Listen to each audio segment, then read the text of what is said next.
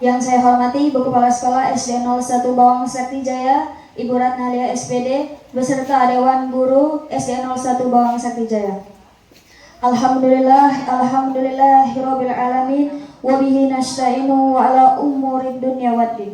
Wassalatu wassalamu ala asrofil anbiya'i wal mursalin wa ala alihi wa sahbihi ajmain. Amma ba'du.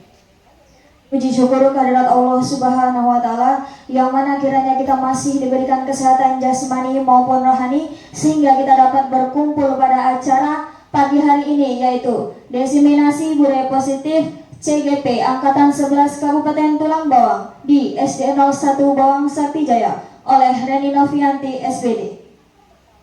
Salawat berserta salam tak lupa tetap tercurahkan kepada junjungan kita Nabi Yumna wa Syafi'ina Muhammad Sallallahu Alaihi Wasallam. Baiklah, sebelum kita buka acara pada pagi hari ini, marilah kita buka acara pada pagi hari ini dengan membaca lafaz basmalah. Bismillahirrahmanirrahim. Baik, acara yang pertama yaitu sambutan dari Ibu Kepala Sekolah, Ibu Ratnalia SPD, saya persilakan.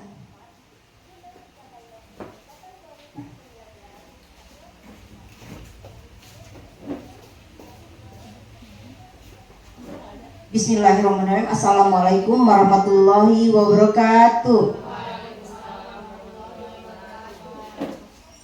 Tabik Pepun. Selamat pagi kepada ibu guru SDN 01 Bawang Sakti Jaya.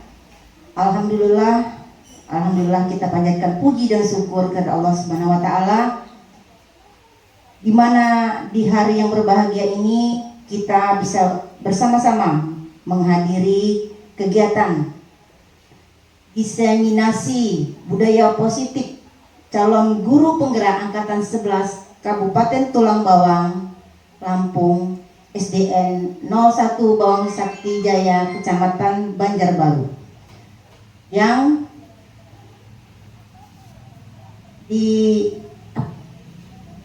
oleh Ibu Reni Novianti SPD.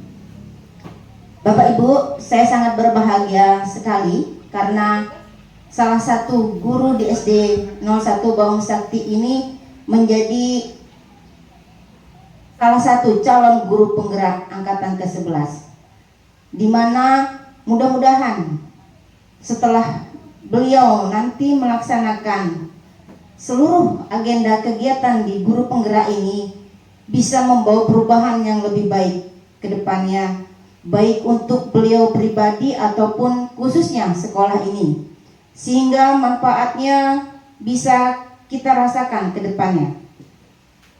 Sehingga manfaatnya tadi yang ke depannya mulai dari nilai rapot pendidikan ataupun kemampuan guru-guru kita bisa lebih meningkat. Dan Ibu Reni Novianti ini semoga bisa menjadi inspirasi buat guru-guru yang lainnya agar kedepannya bisa mengikuti jejak beliau, mungkin nanti di angkatan 12 ataupun berikutnya. Jadi saya minta kepada ibu-ibu semuanya untuk bisa mengikuti kegiatan ini dengan sebaik-baiknya, sehingga kita bisa mengambil manfaat yang baik dari kegiatan ini. Itu saja yang bisa saya sampaikan. Akhirul kalam, saya akhiri. Wassalamualaikum warahmatullahi wabarakatuh.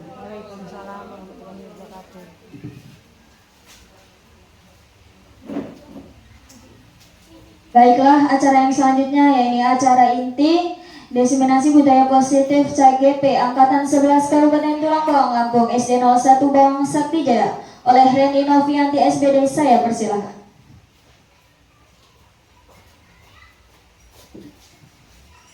Assalamualaikum warahmatullahi wabarakatuh.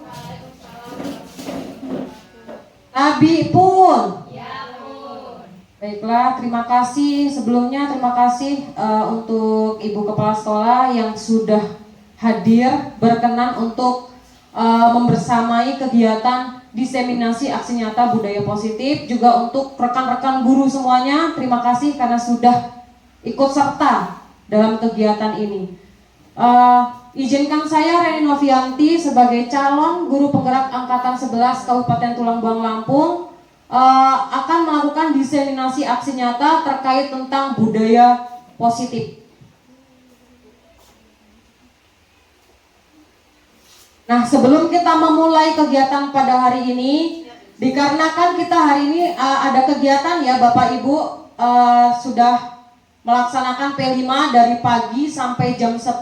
Jadi kiranya mungkin ada ibu atau bapak guru di sini yang mungkin moodnya masih kurang bagus. Jadi di sini yuk senyum selama 30 detik, bukan 30 menit tapi 30 detik. Jadi di sini saya meminta Bapak Ibu, nggak ada bapaknya ya, ibu-ibu sekalian untuk saling berpandangan. Berdiri sejenak Bu Guru. Ibu Bapak Guru dimohon untuk berdiri, saling berhadapan. Saling berhadapan. Bu Kepala Sekolah mungkin bisa dengan Bu Jun. Sepertinya sudah ada pasangan masing-masing ya. Jadi di sini kita senyum dulu selama 30 detik. Jadi ya, dengan pasangannya silahkan saling berhadapan, saling bertatap mata. Bu Putri dan Bu Cahya tolong saling berpandangan. Jadi urat-urat tegang kita mungkin tadi selama belajar mungkin kita merasa tegang ya kan, mungkin karena ada anak yang tadi mungkin ada yang berkelahi atau segala macam. Jadi di sini kita merelaksasi dulu supaya kita ini selalu tersenyum ceria sebelum mengikuti kegiatan. Jadi sekarang kita mulai ya. Silakan berpandangan. 30 detik itu artinya bisa dihitung sampai 30 kali ya, sama aja. Jadi silakan saya hitung. Ya, belum dimulai kan, belum dimulai. Sekarang silakan berpandangan. Kalau nggak berpandangan nanti diulang lagi dari awal. Dimulai ya. Dimulai saling berpandangan. Dimulai 1, 2, 3.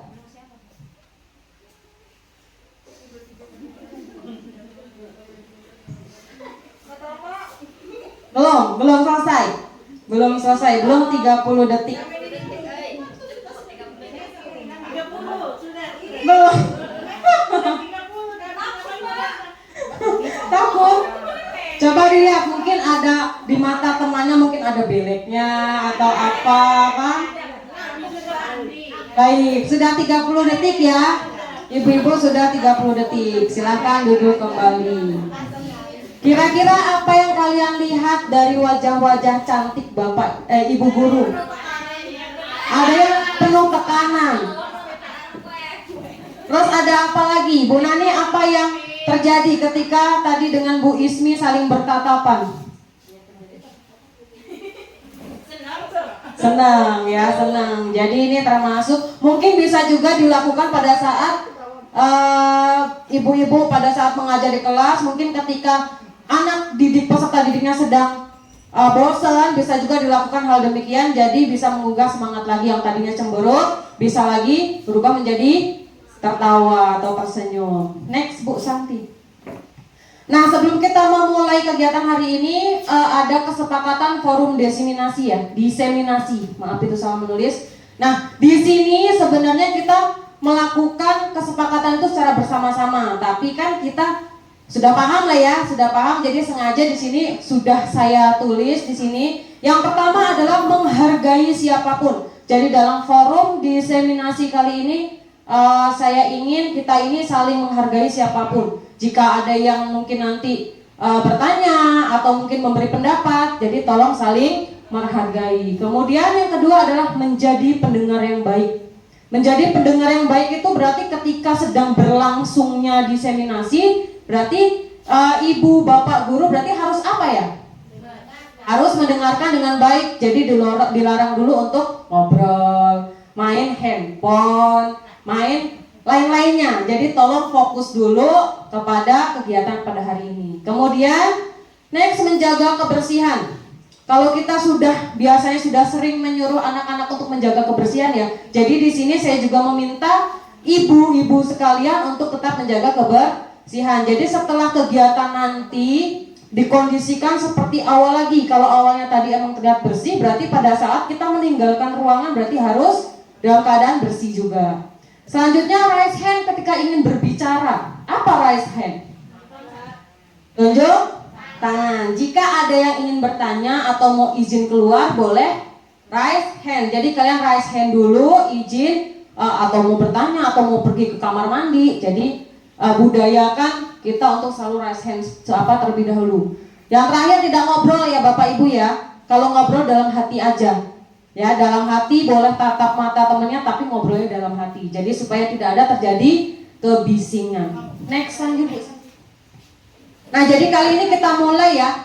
Dari pendahuluan, Ki Hajar Dewantara mengumpamakan sekolah sebagai sebuah ladang tempat persemaian bibit. Agar bibit bisa berkembang secara maksimal, maka petani dapat memperbaiki kondisi tanah, memelihara bibit tanaman, memberi pupuk dan air, membasmi ulat-ulat atau jamur-jamur yang mengganggu hidup bibit tanaman dan lain sebagainya.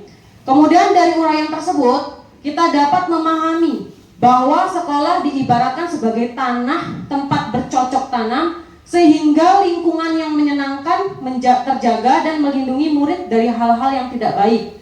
Dengan demikian karakter murid tumbuh dengan baik sesuai dengan profil pelajar Pancasila. Nah, jadi kalau berdasarkan Ki Hajar Dewantara, sekolah itu kan sebagai ladang, ya, ladang kita untuk mempersemai benih-benih. Nah, di sini diibaratkan siswa-siswa kita ini sebagai benih yang harus kita jaga, yang harus kita rawat supaya mereka ini mempunyai karakter yang baik. Jadi kalau misalkan kita di sini di sekolah menanam benih-benih, contohnya kayak P5, sebelumnya sudah pernah gagal juga kalau kita tidak menanam dengan baik, misalkan tidak dipupuk, tidak disiram. Apakah mungkin tumbuhan itu bisa menjadi tumbuh sempurna? Tidak mungkin. Yang sudah terjadi pasti ya sudah nggak akan baik. Tapi kalau kita menjaganya dengan baik, memberi pupuk dan segala macam, maka insya Allah maka tumbuhan itu akan menjadi baik. Next Bu Santi. Nah, budaya positif. Budaya positif merupakan perwujudan dari nilai-nilai kebajikan atau keyakinan universal yang diterapkan di sekolah. Selama ini barangkali kita sebagai guru ya merasa berkewajiban mengontrol perilaku siswa agar memiliki perilaku sesuai yang guru harapkan. Perwujudan guru sering memberikan hukuman kepada siswa melakukan kesalahan dan memberikan imbalan atau penghargaan terhadap perbuatan baik yang dilakukan siswa. Nah, jadi kebiasaan kita kalau di sekolah itu kadang kita nih masih sering melakukan hukuman-hukuman tanpa sebab. Padahal seharusnya sebelum kita melakukan hukuman tuh kita bisa lihat dulu kondisi anak, kebutuhan anak seperti apa. Jadi nggak yang asal-asal datang, kemudian mereka melakukan salah terus kita hukum. Kemudian ternyata juga setelah saya mempelajari modul 1.4 tentang budaya positif ini, ternyata memberikan hadiah itu sebenarnya salah. Dulu pernah juga Bu Ismi sebagai angkatan 5 ya Bu Ismi ya, pernah bercerita karena saya sendiri pernah melakukan kadang suka reward nih ngasih hadiah ke siswa, ternyata itu salah. Ya, salah. Padahal seharusnya kan memberi hadiah memacu. Kadang kan ada anak kita kasih hadiah, kemudian mereka tuh timbul rasa ingin biar dapat hadiah nih. Ternyata itu kalau dalam namanya apa? Budaya positif itu sebenarnya salah. Itu tidak boleh dilakukan. Next Bu. Dalam menciptakan lingkungan belajar positif perlu dilakukan pembiasaan-pembiasaan yang dapat menggiring siswa pada pemenuhan keyakinan akan nilai-nilai kebajikan. Dari pembiasaan-pembiasaan tersebut, maka akan tercipta budaya positif di sekolah. Nilai-nilai kebajikan yang saat ini ingin dicapai dalam kurikulum adalah karakter profil pelajar Pancasila. Dengan membentuk budaya positif di sekolah, diharapkan dapat membentuk karakter profil Pancasila dalam diri siswa. Next, Bu. Nah, yang pertama di sini ada perubahan paradigma belajar. Pembelajaran dengan paradigma baru merupakan pembelajaran berdasarkan prinsip pembelajaran berdiferensiasi, sehingga murid belajar sesuai kebutuhannya berdasarkan tahap perkembangan untuk mewujudkan profil pelajar Pancasila. Nah, ini mungkin sudah tidak asing lagi ya. Sudah tidak asing lagi, jujur saya mengenal 6 karakter dalam profil pelajar Pancasila itu pada saat mulai belajar kurikulum Merdeka. Itu pun dimulai dari kelas 1 dan kelas 4 pada saat itu. Pernah saya juga bilang, boleh nggak sih walaupun belum kurikulum Merdeka diajarkan anak-anak bernyanyi? Kalau nggak salah waktu itu sudah pernah bertanya sama Bu Bismi ya. Kata Bu Bismi, ya nggak apa-apa, Bu ajarkan saja walaupun belum belajar tentang kurikulum Merdeka. Nah, ternyata dari 6 karakter ini yang harus kita bentuk kepada anak-anak peserta didik kita ya. Di sini ada beriman, bertakwa kepada Tuhan yang Maha Esa dan berakhlak mulia yang sudah kita jalankan seperti kegiatan rohis ya, rohis, kemudian Jumat berinfak itu sudah ada di situ. Kemudian ada mandiri, berkebinekaan global pun sudah kita laksanakan seperti kebudayaan ya. Secara nggak langsung kita melaksanakan P5 yang pada ujung akhirnya kita menampilkan berbagai tarian budaya, itu sudah termasuk ke binekaan global. Kemudian bergotong royong juga bisa kita lakukan kalau di sekolah itu umumnya kita kalau hari Jumat tuh ada yang namanya Jumat bersih. Jumat bersih, jadi di sini menanamkan karakter siswa itu bergotong royong. Kemudian kreatif, ada juga bernalar kritis. Nah, seorang guru yang baik harus memiliki kemampuan dalam mewujudkan budaya positif di sekolah. Budaya positif tersebut dapat dijalankan dengan menerapkan konsep-konsep seperti ada yang namanya disiplin positif, ada motivasi perilaku manusia, ada keyakinan sekolah atau kelas, 4 kebutuhan dasar manusia, 5 posisi kontrol, restitusi, dan 6 segitiga restitusi. Nah, dari hal ini yang harus kita sebagai guru harus kita kita terapkan ya. Kalau kita sebelum menerapkan ini mungkin berawal dari guru dulu. Guru itu kan kalau berdasarkan filosofi pendidikan Ki Hajar Dewantara, guru itu digugulan ditiru. Ada yang tahu Bapak Ibu apa maksud dari digugulan ditiru? Ada yang bisa? Bisa lah Bapak Ibu guru. Bu Intan mungkin digugulan ditiru maksudnya seperti apa Bu? Contoh bagi anak muridnya, apapun yang dilakukan guru itu bisa dicontoh oleh muridnya. Seperti apa? Guru kencing berdiri, murid kencing berlari, gitulah. Terima kasih Bu Intan, beri tepuk tangan. Ya, digugulan ditiru, jadi segala tindak lakunya guru itu pasti ditiru oleh peserta didik kita ya. Jadi kalau misalkan kita mau menerapkan budaya disiplin, berarti nggak usah jauh-jauh deh tentang disiplin waktu misalkan ya. Jujur saya juga yang mungkin masih kadang suka terlambat. Cuman dari hal ini bisa kita yakini supaya siswa itu tidak datang terlambat. Artinya kita sebagai guru juga harus menerapkan seperti itu. Datangnya jangan terlambat. Kalau misalkan kita suka datang terlambat, siswanya lihat, Bu guru aja datangnya terlambat, nggak apa-apa kan begitu. Jadi ini bisa buat referensi diri kita semua ya, termasuk saya yang kadang juga masih suka terlambat. Tapi insya Allah dengan adanya kegiatan yang sudah saya pelajari, oh ternyata memang harus seperti itu. Ternyata selama ini saya juga salah gitu. Lanjut Bu, sampai disiplin positif. Disiplin positif merupakan suatu cara menerapkan disiplin yang mengajarkan anak bertanggung jawab dan menumbuhkan kesadaran diri berdasarkan nilai-nilai kebajikan. Next Bu. Disiplin positif lebih ke arah disiplin diri yang dapat mengontrol diri dalam melakukan segala tindakan. Disiplin diri dapat membuat murid memahami dan menyadari berdasarkan motivasi internal, bukan akibat paksaan, pujian, atau hukuman. Jadi disiplin positif ini kita bisa membuat murid kita ini mengalir dari dalam diri. Jadi mereka tuh disiplin positif itu siswa itu bukan karena paksaan atau hukuman, tapi harus berdasarkan dari diri mereka sendiri. Itu. Lanjut Bu. Nah, nilai-nilai kebajikan. Ada yang namanya tadi profil pelajar Pancasila. Kemudian ada IBO Primary Years Program. Di situ ada toleransi, rasa hormat, integritas, mandiri, menghargai, antusias, empati, keingintahuan, kreativitas, kerjasama, percaya diri, dan komitmen. Kemudian untuk keterampilan hidupnya di situ dapat dipercaya, lurus hati, pendengar yang aktif, tidak merendahkan orang lain, dan memberikan yang terbaik dari diri. Motivasi perilaku manusia. Nah, kita sebagai guru tentunya kita juga harus mengetahui ya 3 motivasi perilaku manusia. Jadi kita ini sebenarnya di sekolah harus mengetahui dulu peserta didik itu seperti apa. Jadi kalau misalkan ada anak itu melakukan kesalahan dan segala macam, jadi kita tuh harus tahu dulu nih di sini.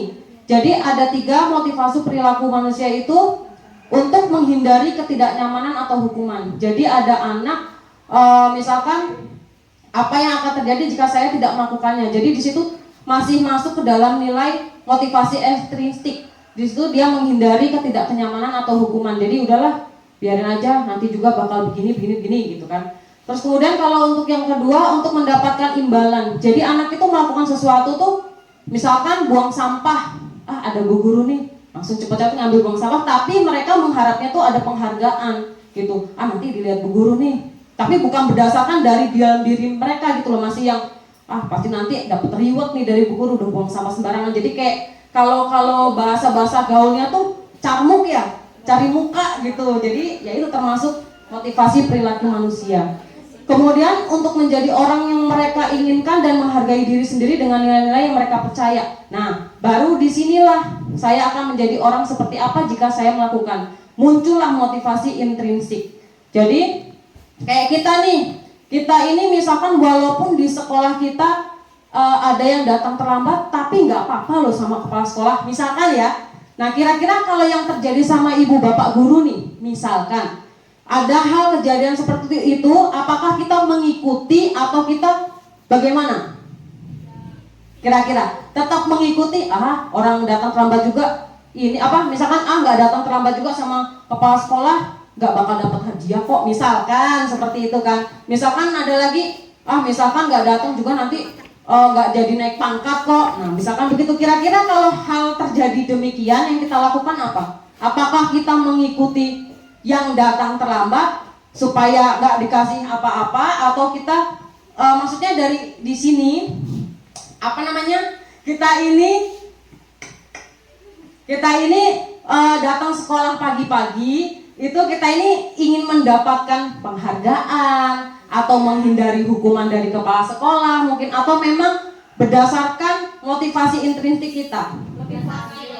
Ya, karena sudah kewajiban kita ya, namanya guru, tadi kembali lagi seperti kata Bu Intan, digugulan ditiru. Jadi walaupun tidak dapat imbalan, tidak akan naik pangkat, ya kita emang kodratnya sebagai guru masuk jam 7.30, artinya kita juga harus masuk jam 7.30 tanpa embel-embel ya Bapak Ibu ya. Next Bu. Hukuman, konsekuensi, dan restitusi. Kalau hukuman itu tidak terencana atau tiba-tiba, murid tidak tahu apa-apa, yang akan terjadi atau tidak dilibatkan bersifat satu arah berupa hukuman fisik atau psikis. Nah, di sini mungkin masih banyak ya, secara nggak langsung, walaupun saya sudah mempelajari, kadang masih hilaf. Jadi misalkan ada anak yang tiba-tiba datang terlambat tanpa ditanya, tanpa apa, kamu ini datang terlambat, udah sana pergi. Nah, itu termasuk hukuman ya. Nah, pasti masih ada kan yang melakukan hal begitu. Pasti saya sendiri pun masih sering melakukannya. Kemudian kalau konsekuensi itu terencana atau disepakati sesuai peraturan murid, tetap dibuat tidak nyaman. Jadi kalau konsekuensi ini bedanya dengan hukuman. Kalau hukuman itu langsung ya, tapi kalau konsekuensi ini sebelumnya udah dikasih tahu, nanti kalau kamu terlambat datang ke sekolah 10 menit, artinya kamu nanti harus dijemur misalkan selama 10 hari misalkan. Itu misalkan itu termasuk konsekuensi ya. Jadi kita memberi peraturan ke anak itu, nanti kalau kamu melanggar berarti nanti bakal ada konsekuensinya. Tapi kalau hukuman itu kita nggak ada konsekuensinya, nggak ada obrolan. Tiba-tiba anak misalkan pakai dasi nih, kita belum tahu apa-apa, pakai dasi nggak pakai dasi pada saat sekolah, ya udah kamu dijemur aja bersihin WC misalkan. Kalau yang restitusi ini proses menciptakan kondisi bagi murid untuk memperbaiki kesalahan. Proses kolaboratif yang mengajarkan murid untuk mencari solusi sendiri. Nah, jadi dari ketiga nilai ini sebenarnya yang paling penting tuh yang ini, yang harus kita terapkan. Nanti kita bahas lagi, tapi ini masih di sepil. Lanjut, Bu. Nah, kalau untuk hukuman, konsekuensi, dan restitusi ini, kalau yang hukuman itu identitas gagal, itu negatif. Jadi kalau bisa mulai sekarang kita sebagai guru tuh menghindari apapun bentuknya tentang hukuman. Ya, kemudian di sini ada konsekuensi dan restitusi. Ini identitas sukses, tapi kalau yang konsekuensi ini termasuk netral. Ya, netral, tapi kalau yang restitusi itu udah positif banget. Ya, mungkin kita sering melakukannya itu yang hukuman ya. Yang hukuman tuh pasti sering.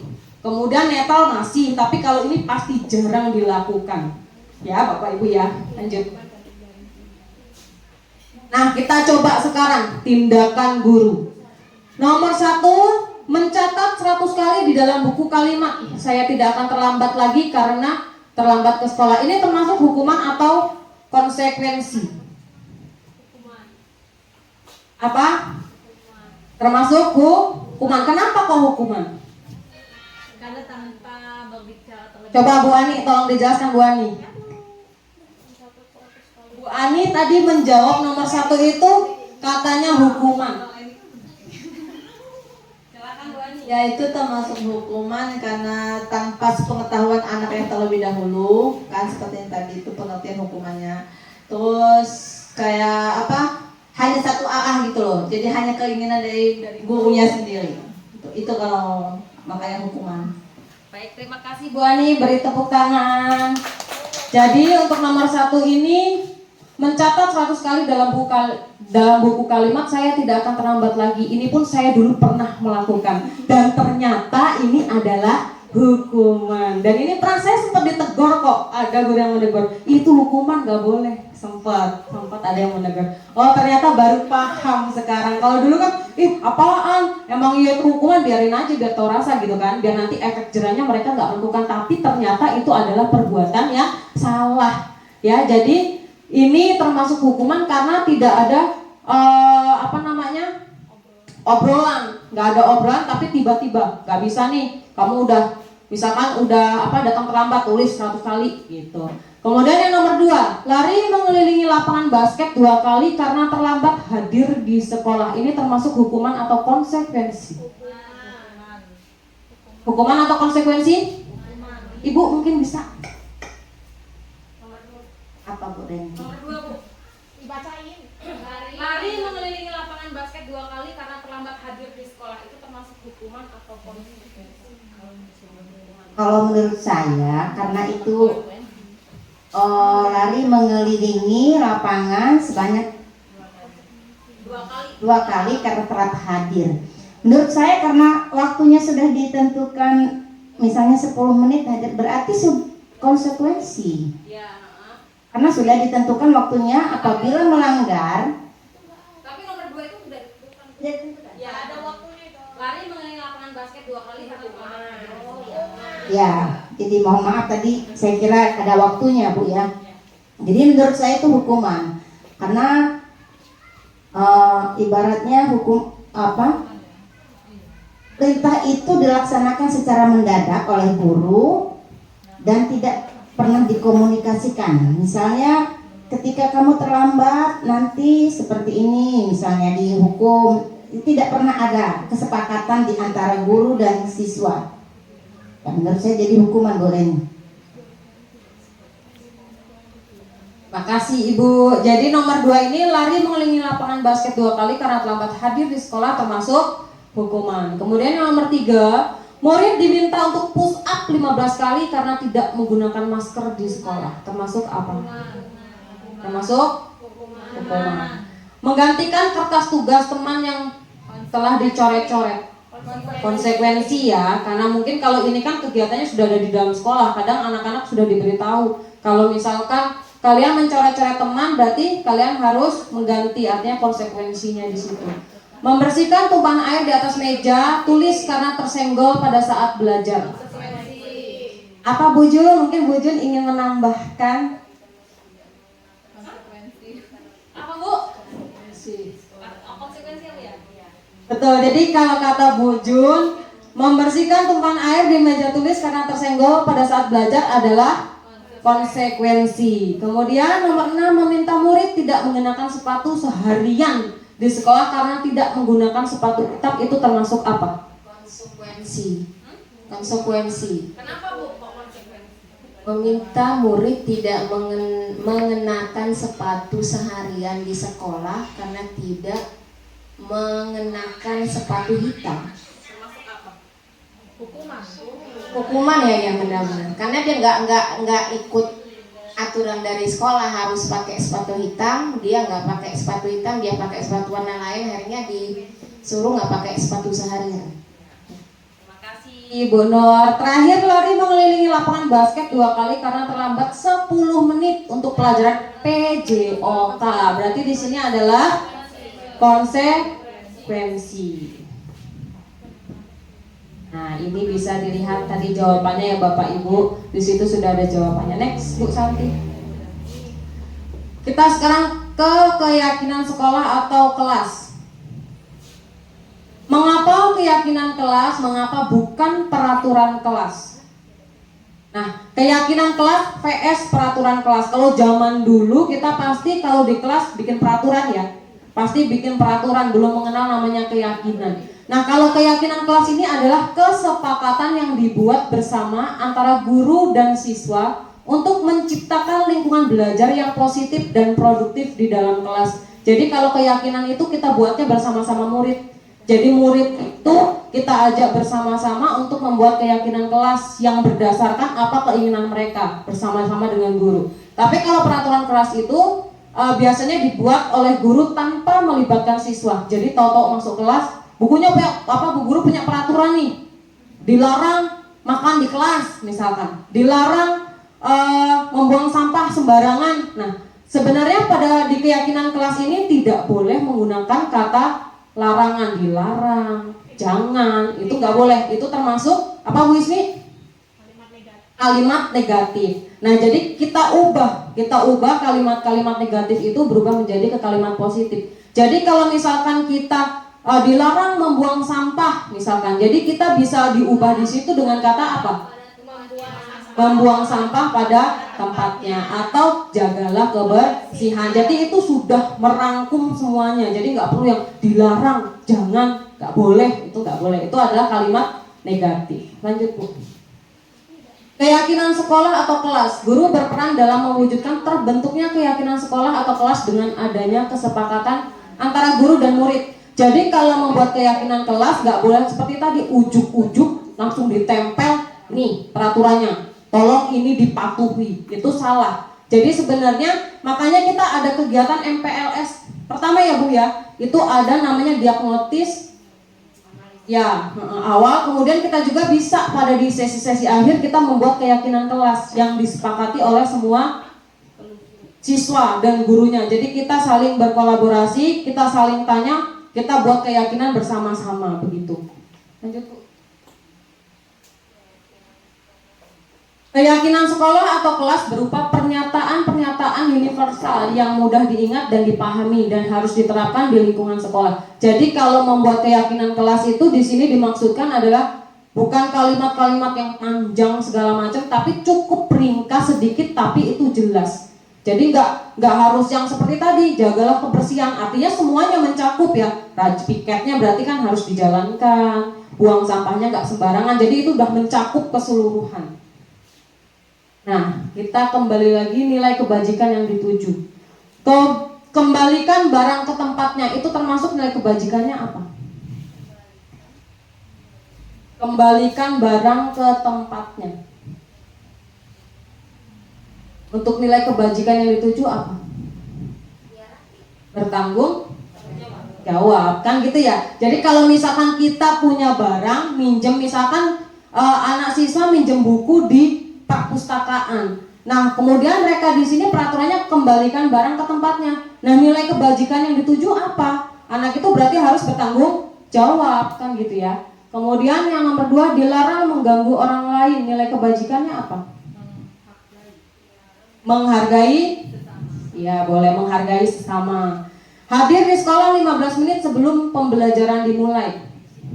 Disiplin, bisa juga menghargai, menghormati ya. Kenapa? Karena kalau misalkan kita sedang belajar nih, ada siswa yang terlambat 15 menit, maka kira-kira yang terjadi apa di kelas?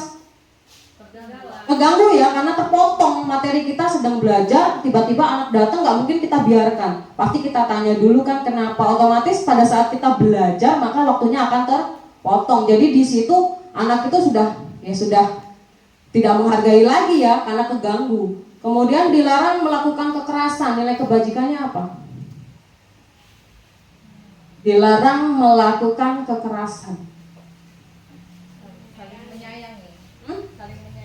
Bisa saling menyayangi, bisa juga keselamatan. ya kan? Jadi kita dituju ke siswa itu nilai kebajikan, misalkan nilai kasih sayang tadi ya, kemudian keselamatan juga bisa. Jadi kalau kita melakukan kekerasan kan bisa saja anak-anak itu nanti bakal terjadi hal-hal yang tidak diinginkan. Kemudian dilarang menggunakan narkoba.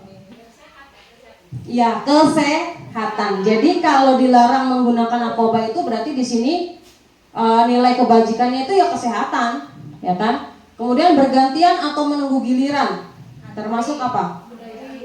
Ya, budaya antri. Berarti nilai kebajikan yang dituju apa? Bisa disiplin apa Bu Ismi? Sabar ya. Jadi dia di sini bisa kontrol diri ya, lebih sabar. Lanjut Bu. Next lagi. Nah, keyakinan sekolah atau kelas. Nah, mungkin ini gambaran ya. Sebenarnya itu hanya sedikit, cuman ini sengaja diberi penjabaran. Contohnya di sini misalkan religius. Di sini melakukan pembiasaan keagamaan, berdoa sebelum dan sesudah belajar, membaca surat pendek Al-Qur'an. Tapi kalau kita jabarkan berarti di sini siswa itu harus religius, artinya sudah mencakup kesemuanya. Kemudian di sini ada kata-kata lagi disiplin. Disiplin di sini berarti sudah apa? Datang tepat waktu, kemudian taat dan patuh pada aturan, itu termasuk disiplin. Kemudian di sini ada kata-kata empati. Empati di sini saling menolong, saling berbagi, berarti di sini sudah masuk ke dalam nilai kebajikan, yaitu empati. Kemudian ada toleransi. Toleransi di sini saling menghargai dan menghormati. Jadi kita nggak perlu yang panjang-panjang bertele-tele, tapi kita sudah menjelaskan ke siswa berdasarkan kesepakatan itu tadi. Jadi kita rangkum jadi satu, jadilah toleransi. Jadi anak-anak kita bahas, anak-anak toleransi keyakinan kelas kita ada termasuk toleransi. Artinya apa? Kita harus saling menghargai, saling menghormati, itu termasuk toleransi. Kemudian di sini ada lagi keyakinan kelas gotong royong misalkan. Di sini berarti apa? Piket kelas, menjaga kebersihan, ketertiban, itu termasuk gotong royong karena mencakup keyakinan seluruh kelas. Begitu. Selanjutnya Bu, ice breaking. Kira-kira dari Bapak Ibu ada nggak punya ide yang ingin memberikan ice breakingnya untuk supaya kita ini nggak jenuh?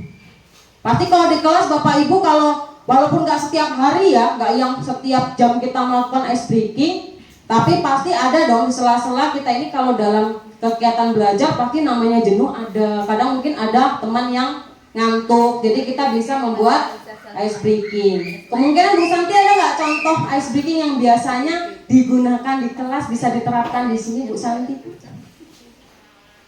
Ayo Bu Santi, silakan maju ke depan. Ayo Bu Santi.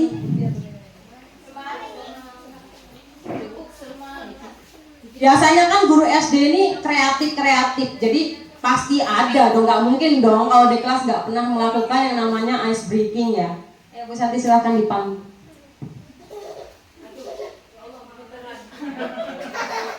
Ya, sebelumnya kita karena dikasih waktu untuk ice breaking. Nah, ini ice breaking yang biasa saya lakukan di kelas ya, sedikit-sedikit aja, nggak usah panjang-panjang ya.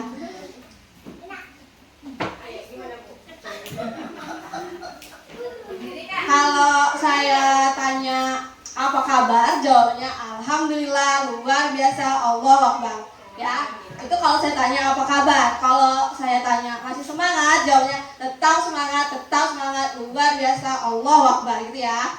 Ya, berhubung di sini semuanya umat Islam, jadi kita pakai Allahu Akbar ya. Siap ya? Apa kabar kalian hari ini? Alhamdulillah, luar biasa, Allahu Akbar. Masih semangat? Tetap semangat, luar biasa, Allahu Akbar. Sekali lagi ya, ada hafal ya. Apa kabar kalian hari ini?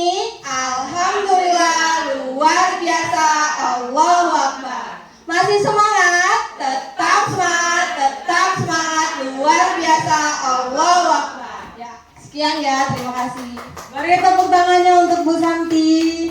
Mungkin ini ada salah satu ice breaking dari Bu Santi selaku kelas 6 supaya anak-anak itu tidak jenuh dalam belajar. Mungkin masih banyak variasi-variasi lain ya. Apalagi kelas 1 seperti Bu Fatma, Bu Sulas pasti lebih banyak lagi ice breakingnya. Karena anak-anak itu sejatinya tuh kalau belajar pengennya tuh ya ada kadang ada mainnya. Nggak mungkin monoton anak itu harus belajar terus. Jadi untuk mengurangi rasa mereka itu supaya nggak jenuh, jadi anak-anak tuh bisa diajak bermain seperti ice breaking. Pasti ketagihan, pasti nanti di rumah seru loh belajar hari ini ada ice breakingnya. Nah jadi walaupun nggak yang setiap jam diberi, setiap 2 jam diberi, tapi paling enggak sesekali dalam belajar itu kita melakukan yang namanya ice breaking ya. Banyak contoh-contoh juga di mana-mana. Next Bu Santi.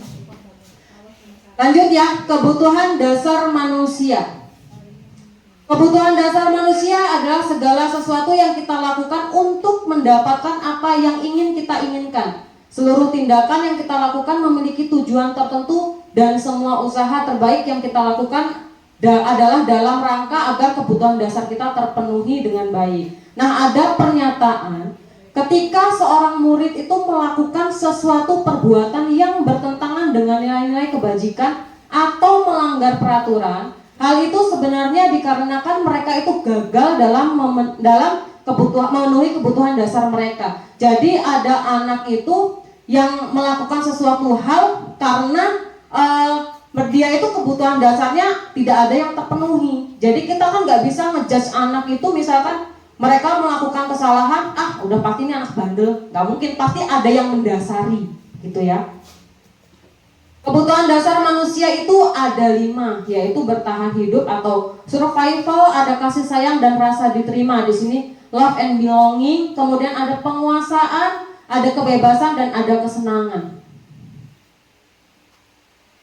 5 kebutuhan dasar manusia, bertahan hidup. Nah, kalau untuk bertahan hidup di sini misalkan mereka itu butuh makanan, pakaian, tempat tinggal, keamanan dan kesehatan. Kemudian kalau kasih sayang dan rasa diterima dipedulikan, berbagi, kerjasama, menjadi bagian dalam kelompok. Kalau penguasaan, harga diri, keinginan untuk dianggap, memimpin, berprestasi, diakui dan didengar.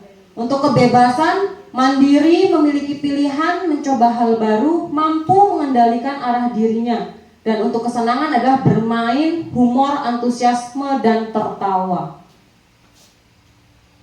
Nah, di sini ada studi kasus yang mungkin biar kita itu lebih paham lagi ya. Ada studi kasus di sini yang berbunyi, Ibu Cahya, guru wali kelas 6A, sedang bingung menghadapi ulah salah satu murid di kelasnya, Tommy.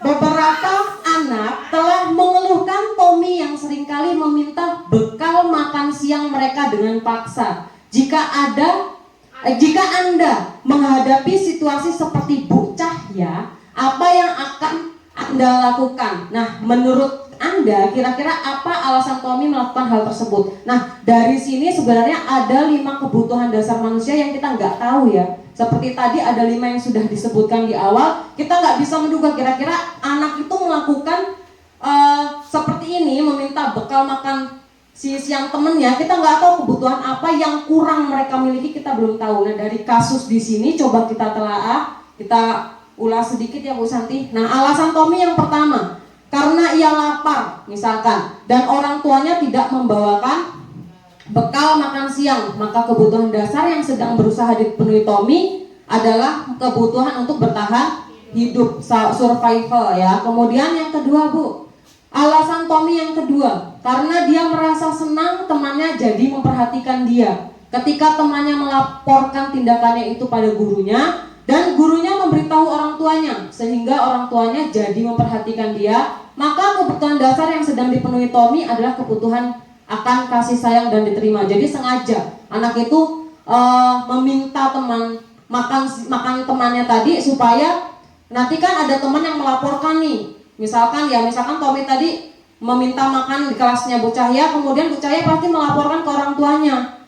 Murid melaporkan ke Bu Cahya melaporkan ke orang tua. Otomatis orang tua akan datang, akan lebih memperhatikan lagi. Ya Allah, anakku minta-minta makanan, dia kelaparan, mungkin gak bawa makanan. Next lain kali berarti orang tua akan memikirkan, oh berarti aku harus bawain bekal nih, kan gitu ya. Itu salah satunya.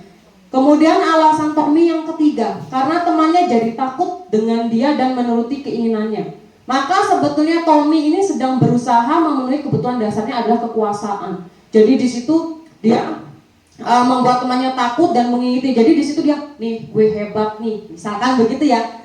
Jadi dia sengaja minta makanan biar nih gue berkuasa nih, jadi gue ambil nih makanya, misalkan contohnya seperti itu. Kemudian alasan Tommy yang keempat, karena dia merasa bosan dengan bekal makanan yang dibawakan ibunya dari rumah. Karena ibunya selalu membawakan bekal yang sama. Oleh karena itu dia ingin mencoba makanan teman-temannya yang beraneka ragam. Maka Tommy sedang berusaha memenuhi kebutuhannya akan kebebasan. Jadi yang semula orang tuanya sering membawakan bebek panggang, misalkan setiap hari diberi bebek panggang, sehingga dia bosan. Jadi dia mencari kebutuhan, tidak memenuhi kebutuhan dasar dia, jadi dia sengaja ngambil makanan temennya nih supaya nanti ganti, bisa jadi seperti itu. Kemudian alasan Tom yang kelima, karena ia melakukannya karena iseng saja dan ia menikmati ekspresi wajah teman-temannya yang kesal karena diambil makanannya, dan menurut dia ekspresi teman-temannya itu lucu.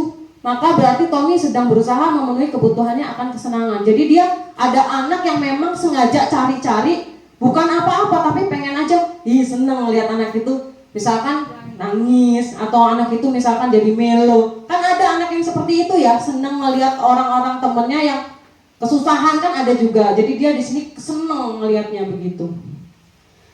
Nah, kemudian selanjutnya adalah posisi kontrol restitusi atau posisi kontrol guru. Lanjut Bu. Melalui serangkaian riset yang didasarkan teori kontrol D.L. William Glasser atau Diane Gosson, berkesimpulan ada 5 posisi kontrol yang umum dan biasa diterapkan seorang guru, orang tua ataupun atasan dalam melakukan kontrol dan penerapan disiplin di sekolah. Jadi ada 5 posisi kontrol restitusi ya yang harus dimiliki guru. Nah, ini kalau menurut saya itu paling penting. Ya, paling penting dari pembelajaran ini yang saya sangat antusias tuh dari ini. Selain nanti ada restitusi ya. Jadi kita sebagai guru itu kita pasti ya pernah melakukan hal kelima ini. Yang pertama itu ada guru sebagai penghukum. Kemudian 2, guru sebagai pembuat merasa bersalah. 3, guru sebagai teman. 4, guru sebagai pemantau. Dan 5, guru sebagai manajer. Nah, nomor 1 ini guru sebagai penghukum. Kira-kira itu seperti apa Bapak Ibu? Kalau guru sebagai penghukum, kira-kira contohnya seperti apa? Ada yang bisa bantu jawab? Guru sebagai penghukum. Biasanya ini guru bisa memberikan berdasarkan dengan verbal ya, pernyataan verbal, atau yang hukuman fisik, bisa saja seperti tadi. Kalau misalkan anak datang terlambat, suruh keliling lapangan, atau misalkan siswa terlambat tanpa kita tanya baik-baik, langsung kamu ini terlambat, udah sana pergi aja, misalkan, itu termasuk guru sebagai penghukum. Nah, ini hal yang paling sering kita lakukan, bahkan saya pun sering sekali melakukan guru ini sebagai penghukum, padahal itu tidak boleh, tapi ini hal yang paling sering saya lakukan, jujur ya, ini paling sering. Kadang anak telat nulis aja, kamu telat nulis, udah sana nulis lagi nanti 10 lembar misalkan, itu termasuk hukuman ya, dan itu juga saya paling sering melakukannya pada waktu itu. Kemudian yang nomor 2 itu guru sebagai pembuat merasa bersalah. Jadi kira-kira seperti apa kalau guru sebagai pembuat merasa bersalah? Kira-kira guru itu bertindaknya seperti apa? Guru sebagai pembuat rasa bersalah. Kamu ini nakal. Kalau kamu ini nakal itu termasuk menghukum sebenarnya Bu. Tapi kalau di sini membuat rasa bersalah nih, misalkan gini, misalkan dia melakukan kesalahan nih, kita bisa saja bersuara lembut. Misalkan gini, kamu nih nggak kasihan dengan orang tuamu, sudah capek-capek menyekolahkan kamu, tapi kamu sekolahnya malah main-main. Tapi ngomongnya dengan nada yang lembut. Jadi otomatis dari sini pasti anak itu merasa apa? Rasa bersalah ya, merasa rendah. Ya ampun, ternyata atas dasar kelakuanku membuat membuat orang tuaku tuh seperti ini. Jadi ini biasanya juga saya pernah melakukan, sering juga kadang nyampe anak tuh mewek dibuat hal-hal seperti ini. Cuman ini sebenarnya juga masih salah ya. Guru sebagai teman. Nih, saya juga pun sering melakukan guru sebagai teman. Tapi di guru sebagai teman ini ada nilai negatif dan ada nilai positifnya. Kalau nilai negatifnya tuh anak akan bertergantungan dengan gurunya. Kalau kita sebagai teman kan artinya kalau di positifnya tuh hubungan antara murid dan guru itu pasti bagus kan, kalau sebagai teman kan pasti bagus, nggak ada jelek-jeleknya gitu. Cuman kalau di negatifnya anak itu akan bertergantungan. Misalkan di situ contohnya tolong dong nak ambilin buku misalkan gitu, atau kadang nah ini bisa nggak sini bu guru bantu, kan biasanya kalau teman kan mesti kayak gitu ya, nanti ya dibantu. Nanti dari situ anak itu akan timbul rasa bertergantungan. Kalau misalkan gurunya nggak begini, dianya nggak mau, nggak bisa gitu. Jadi di situ sebagai guru sebagai teman. Kemudian guru sebagai pemantau. Kalau guru sebagai pemantau itu pasti ada peraturan dan konsekuensinya. Jadi kalau guru sebagai pemantau itu di sini guru itu tegas, tapi nanti dilanjutkan dengan adanya konsekuensi. Misalkan ada anak yang berbuat salah, pasti kita bilang dong. Misalkan anak itu tidak memakai sepatu, misalkan datang sekolah. Nah, jadi pasti guru itu wajar, tegas, pasti memarahi kan. Kamu sekolah nggak pakai sepatu, konsekuensinya apa? Misalkan ada. Jadi dijabarkan antara kesalahan dia dengan konsekuensinya. Itu kalau guru sebagai pemantau. Nah, yang terakhir ini guru sebagai manajer.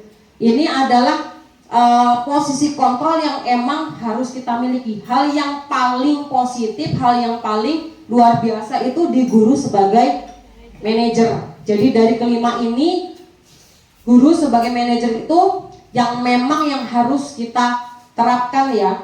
Jadi di situ membuat sesuatu bersama dengan murid dengan hal ini. Jadi pada saat mereka berbuat salah itu kita sebagai guru mengajak anak itu untuk bertanggung jawab, kemudian bertemu dengan solusinya. Jadi bukan kita yang memberikan, tapi kita gali supaya anak itu menyadari sendiri gitu. Misalkan kayak tadi ada anak yang membuang sampah. Nah, jadi di sini kita sebagai guru, sebagai manajer kita panggil nih, kita ajak ngobrol. Tadi Bu Guru lihat kamu buang sampah sembarangan loh, misalkan. Kira-kira itu tuh salah nggak sih, misalkan gitu. Jadi dipancing, dikulik supaya mereka meyakini dengan kesadaran sendiri kalau perbuatannya itu salah, begitu. Jadi itu sebagai manajer. Lanjut Bu Santi. Nah, di sini ada 5 posisi kontrol. Ada contohnya penghukum. Penghukum di sini biasanya kata-kata yang sering diperbuat oleh guru, misalkan menghardik, menunjuk-nunjuk, menyakiti atau menyindir. Ini biasanya di penghukum. Kemudian kalau misalkan ada kata-kata lain, kalau kamu tidak melakukannya, awas ya. Kan biasanya sering gitu ya, awas ya. Nah, itu termasuk penghukum. Memberontak, menyalahkan orang lain atau berbohong. Nih hasilnya dari perbuatan kita sebagai guru di penghukum ini. Nah, yang membuat siswa nanti menjadi seperti ini, memberontak, menyalahkan orang lain dan berbohong. Ujung-ujungnya anak itu pasti rajin berbohong, ya. Murid meletakkan guru di luar dunia berkualitas. Pasti nanti biarin aja, nanti juga marah-marah lagi. Ujungnya besok lagi, begitu lagi. Jadi tidak ada titik temu solusinya apa yang sudah dilakukan dari kesalahan tersebut. Kemudian membuat rasa bersalah. Biasanya guru itu berceramah dan mengatakan seharusnya ibu kecewa, misalkan gitu. Jadi pakai bahasa lembut, tapi sebenarnya di sini siswa itu menjadi malah semakin rendah diri. Kalau sebagai teman di sini, contohnya di sini membuat alasan-alasan untuk muridnya. Ayolah lakukan demi ibu. Masa kamu tidak mau? Ingat tidak ibu pernah bantu kamu misalkan. Nah, dari sini anak itu jadi lemah, tidak mandiri. Ya, tidak mandiri, jadi dia bertergantungan dengan gurunya. Kemudian jadi pemantau. Nah, kalau pemantau ini levelnya ya masih positif, ya. Tapi di sini menitik beratkan pada sanksi atau hadiah untuk dirinya. Nah, yang paling manjur itu ya sebagai manajer. Kenapa? Karena di sini tuh kita mengajak anak untuk bertanggung jawab sampai dia menemukan solusinya apa yang sudah dia lakukan. Kemudian kita menggali sendiri kira-kira dari hal yang sudah dilakukan, anak itu nemuin sendiri loh tanpa kita yang nyuruh gitu. Itu kita sebagai posisi manajer. Lanjut Bu. Nah, ini ada tugas-tugas lagi. Nomor 1, saya kecewa sekali dengan kamu. Kira-kira di dalam hal ini posisi kontrol apa yang dilakukan oleh guru? Mungkin Bu Sulas.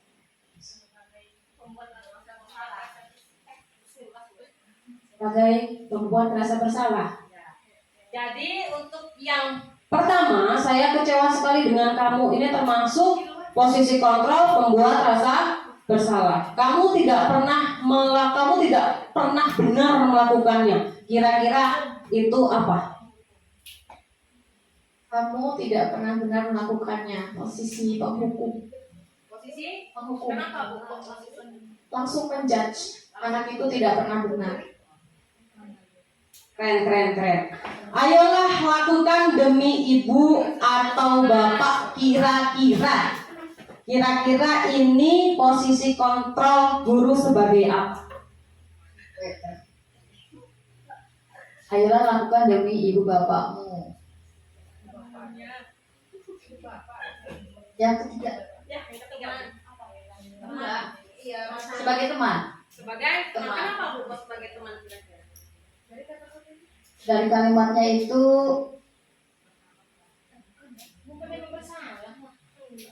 Ayo lakukan demi bapak ibu. ya teman. Sebagai teman ya. Sebagai teman. Karena di situ kalimatnya si guru ini kalimatnya dia itu supaya anak itu merasa kalau dirinya tuh harus melakukan itu untuk bapaknya supaya merasa kayak seperti meminta kepada si siswa untuk melakukannya demi ibu bapaknya. Terima kasih Ibu saya, apakah kamu mau mendapatkan stiker bintang hari ini? Kira-kira ini posisi kontrol apa, Bu Putri? Sebagai teman. Jadi sebagai apa? Lompat tadi apa Pak? Sebagai apa? Itu. Sebagai pemantau. Ya. Apakah kamu mau mendapatkan stiker bintang hari ini? Karena dari kalimatnya di situ yang dibawahi stiker bintang, dia melakukan sesuatu hal karena ada imbalan. Jadi itu sebagai pemantau. Kemudian bagaimana kamu bisa menyelesaikan masalah ini? Itu sebagai posisi kontrol apa, Bu Nani? Manajer. Ya. Kenapa apa manajer Bu Nani?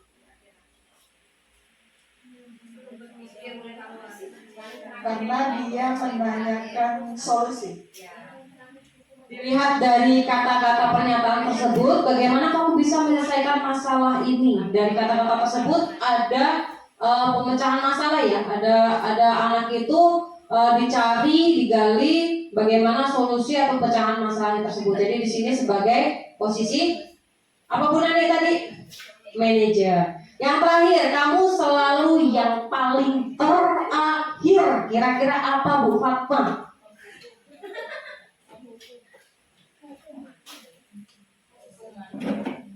Posisinya yaitu penghukum. Penghukum. Kenapa Bu? Selalu. Karena dia seorang guru mengasih tahu kalau misalnya dia itu yang paling terakhir. Jadi kalau misalnya paling terakhir nanti bisa dihukum gitu. Kayaknya mengejudge gitu. Jadi di sini Ngejudge langsung ya Bu Fatma ya. Jadi di sini kamu selalu yang paling terakhir. Artinya di sini berarti dia melakukan posisi kontrol sebagai penghukum. Lanjut Bu. Ya lanjut. Posisi kontrol restitusi. Ini kejadian yang baru-baru dialami, makanya kemarin diabadikan. Secara nggak langsung sudah langsung diterapkan, dicoba, dan itu ternyata berhasil, ya berhasil. Jadi posisi kontrol restitusi ini sebelum kita bahas restitusi ya, ini masih yang posisi kontrolnya. Di antara kelima posisi kontrol tersebut, sebaiknya seorang guru menggunakan posisi kontrol sebagai manajer. Jadi diusahakan Bapak Ibu mulai sekarang, jika Bapak Ibu guru di kelas itu tolong dihilangkan lagi sebagai penghukumnya, sebagai posisi kontrol teman, sebagai kontrol pemberi rasa bersalah. Nah, jadi kita usahakan untuk selalu menjadi manajer ya, dicoba. Kemudian lanjut Bu, sebagai manajer guru dapat berbuat sesuatu bersama murid, mempersilahkan murid bertanggung jawab dan mendukung murid agar dapat menemukan solusinya. Next. Selain itu, posisi manajer mengacu pada restitusi yang dapat menjadikan murid sebagai manajer bagi dirinya sendiri, sehingga dapat tercipta identitas positif pada diri murid. Jadi itulah keunggulannya kalau kita di posisi manajer. Nah, yang selanjutnya adalah segitiga restitusi. Nah, ini adalah penerapannya. Misalkan kita kalau sudah mempelajari tadi ya, ada 5 kebutuhan dasar manusia, ada 5 posisi kontrol guru. Nah, kemudian ada yang namanya segitiga restitusi. Jadi ini penerapannya berupa kalau kita ada anak yang melakukan misalkan kesalahan ya. Nah, kemudian kita bisa melakukan penerapannya melalui segitiga restitusi. Nah, tahapan dalam segitiga restitusi itu ada menstabilkan identitas, kemudian validasi tindakan yang salah, dan menanyakan keyakinan. Menstabilkan identitas. Menstabilkan identitas itu dilakukan berdasarkan prinsip bahwa membuat kesalahan adalah bagian dari proses pembelajaran yang nantinya akan menggeser identitas gagal ke arah identitas yang sukses. Menstabilkan identitas nih dengan cara, misalkan yang pertama ya, jika anak-anak peserta didik kita mengalami permasalahan misalkan bertengkar atau sebagainya, kita bisa menerapkannya dengan menggunakan segitiga restitusi. Jadi yang pertama itu menstabilkan identitas. Misalkan di sini berbuat salah itu hal yang manusiawi, tidak ada manusia yang sempurna. Jadi kita panggil anaknya, kita ajak ngobrol, tapi jangan langsung dimarahi. Ya, kalau langsung dimarahi kan ujung-ujungnya jadi penghukum lagi ya. Jadi di sini kita panggil anaknya. Kalau bisa tuh nggak usah ada orang, cukup kita berdua saja dengan anak yang melakukan kesalahan. Jadi kita panggil, kita kasih ajak sharing. Misalkan kita memberi anak itu memberitahu manusia itu nggak ada yang sempurna. Dulu juga pernah kok Bu Guru melakukan, misalkan begitu. Jadi biar dia tuh stabil dulu, menstabilkan identitas dia. Jadi jangan nyampe dia tuh ngerasa yang udah takut duluan, oh nanti bakal dimarahin, jangan. Jadi kita pancing dulu, kita stabilkan dulu. Jadi kita tanya, Bu Guru pernah juga dulu begini waktu seusiamu gitu. Misalkan kita ajak baik-baik dulu. Menyelesaikan? Belum Bu. Menyelesaikan permasalahan ini, Bapak Ibu tidak tertarik untuk mencari tahu siapa yang benar, siapa yang salah. Jadi dalam hal ini kita jangan kamu tuh udah salah, enggak. Jadi kita di sini tidak mencari yang salah, yang benar, tapi kita menstabilkan identitas dulu ya. Menyalahkan dirimu sendiri terus-menerus, apakah kamu bersikap baik pada diri sendiri? Jadi itu diberi penguatannya seperti itu. Lanjut Bu. Yang kedua, setelah menstabilkan identitas, yang kita lakukan adalah validasi tindakan yang salah. Validasi tindakan yang salah dilakukan berdasarkan prinsip bahwa setiap perilaku berupaya memenuhi sesuatu kebutuhan tertentu, sehingga guru atau orang tua akan bergeser dari pemikiran stimulus respon menjadi proaktif, serta akan lebih mengenali dan mengakui kebutuhan murid atau anak. Nah, di sini yang kita lakukan seperti ini. Misalkan tadi sudah kita tanya nih, kita stabilkan identitasnya. Dulu juga pernah Bu Guru melakukan, tidak ada manusia yang sempurna, pasti juga pernah merasakan salah. Jadi anak itu nggak langsung dimarahin gitu kan. Jadi udah stabil dulu, baru kita validasi tindakan yang salah. Misalkan baru ditanya nih, ya, kamu pasti punya alasan dong, kenapa sih kok dilakuin, gitu kan biasanya. Kemudian pentingnya buat kamu apa ngelakuin ini, gitu. Kemudian kamu boleh tetap berusaha menjaga sikap itu, tapi tambahkan sikap yang lain. Misalkan kalau ada kejadian anak yang bertengkar, misalkan hanya bantahan omongan, itu termasuk kita juga bisa mengapresiasi. Tapi Bu Guru apresiasi loh, kamu cuman ngejek, misalkan nggak nyampe terjadi pemukulan. Nah, itu juga termasuk validasi tindakan yang salah. Maukah kamu belajar cara lain untuk mendapat apa yang kamu butuhkan tanpa harus memukul? Misalkan kalau sudah terjadi pemukulan, gitu. Selanjutnya, yang terakhir itu menanyakan keyakinan. Menanyakan keyakinan dilakukan dengan memberi pertanyaan-pertanyaan bermakna kepada murid atau anak untuk memunculkan motivasi secara intrinsik sehingga mampu mengaitkan keyakinannya dengan tindakan yang salah.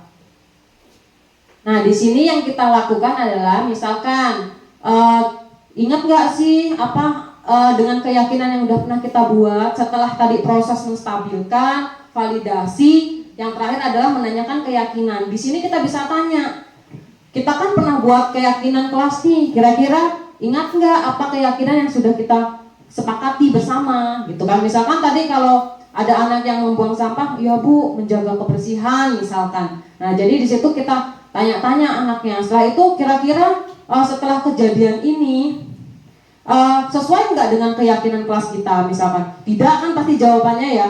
tidak. Nah, terus kalau dengan hal ini apa yang harus kamu lakukan begitu. Jadi menanyakan keyakinan ini supaya anak itu meyakini dari diri dalam mereka lagi bahwa kelakuan mereka itu yang sudah diperbuat adalah salah. Jadi mereka di sini bisa mencari, menggali sendiri kira-kira solusinya itu seperti apa. Nah, ciri-ciri restitusi. Restitusi itu bukan untuk menebus kesalahan, namun untuk belajar dari kesalahan. Kemudian restitusi itu memperbaiki hubungan.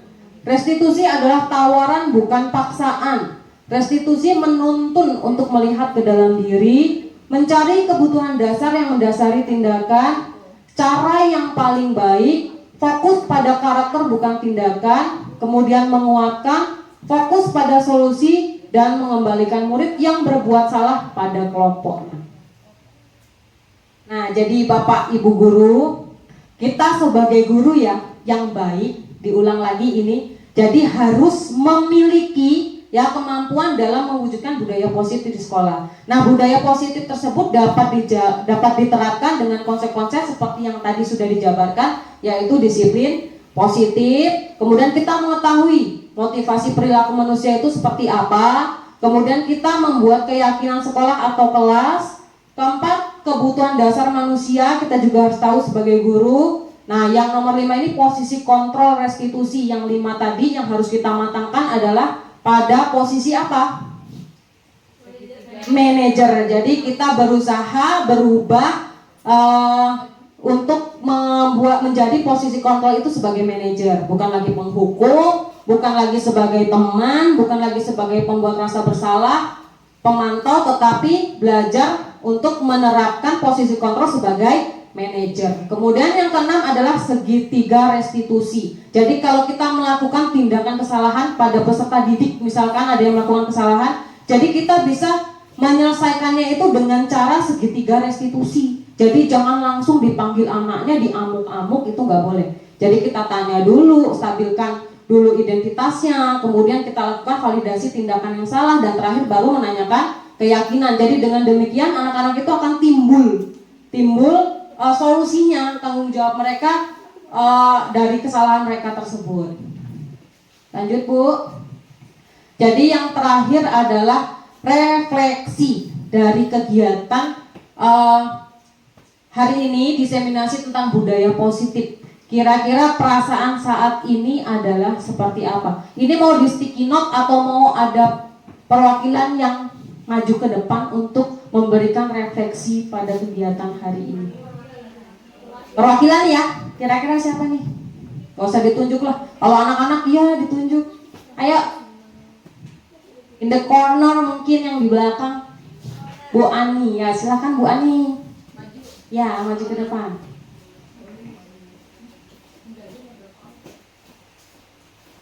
Baik, refleksi yang pertama, perasaan saat ini adalah ya senang.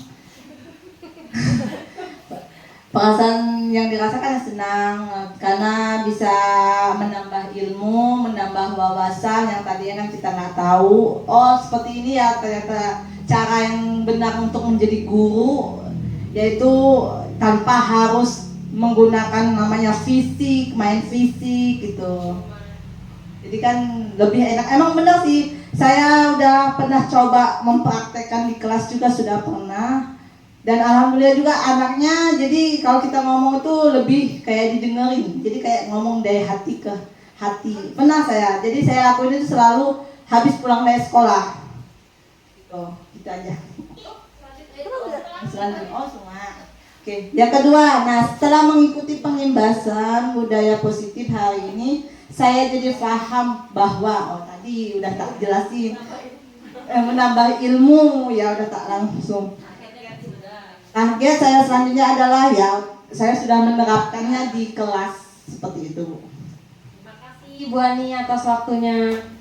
Jadi terima kasih untuk kegiatan hari ini tentang diseminasi budaya positif. Mudah-mudahan ilmunya bermanfaat dan bisa diterapkan oleh kita semua, terutama di sekolah SD 01 Bawang Sakti Jaya.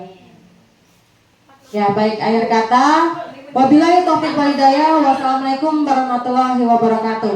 Semoga tergerak, lekas bergerak, dan mari menggerakkan. Terima kasih Bapak Ibu.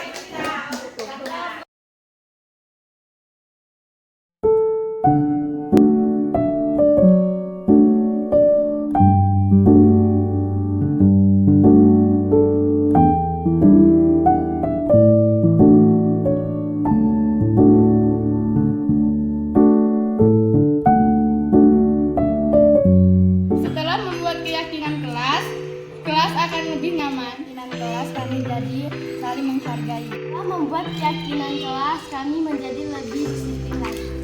Assalamualaikum warahmatullahi wabarakatuh. Jadi ini adalah serangkaian proses aksi nyata dari modul 1.4 tentang budaya positif, di mana saya melakukan pengimbasan atau diseminasi budaya positif di sekolah, juga penerapan keyakinan kelas di kelas saya sendiri.